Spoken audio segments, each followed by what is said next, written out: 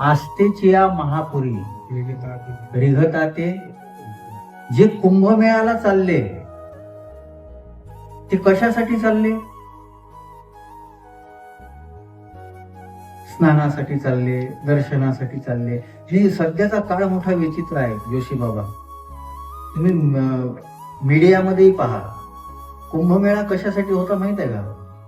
साधू संतांनी एकत्रित यावं, धर्मचर्चा व्हावी, काळाच्या दृष्टीनं, सामाजिक विकासाच्या दृष्टीनं, धर्माच्या दृष्टीनं कोणत्या गोष्टीची गरज आहे या संबंधामध्ये विचार मंथन व्हावं. याच्याकरता कुंभमेळे होते. आता तुम्ही टीव्हीवर पाहिलं तर त्याच्यातलं काहीच दिसत नाही. एक दिसते IT बाबा, दुसरी दिसते ती किन्नर झाली ते महामंडलेश्वर, जे पहिले पिक्चर मध्ये हिरोईन होती, जिनं बरेच पोरं खराब केले, ती आता महामंडलेश्वर झाली. आणि अजून काय दिसते? माळा विकणारी साध्वी.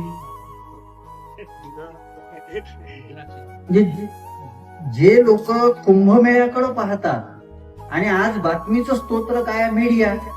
आणि मीडिया काय दाखवते?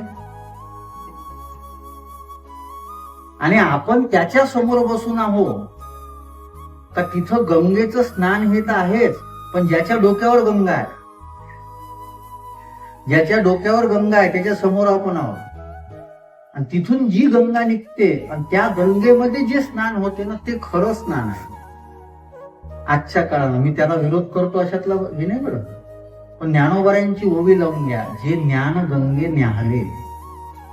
नाहले हा शब्द वेगळा आहे, ती बायाला माहित असते नाहणं म्हणजे काय. आपण आंघोळ करतो की नाही हाही प्रश्नच आहे.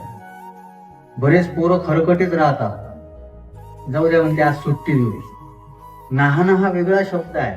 आणि ज्ञान गंगे नाहले, पूर्णता जेवणी झाले, हे खरं कुंभस्थान आहे.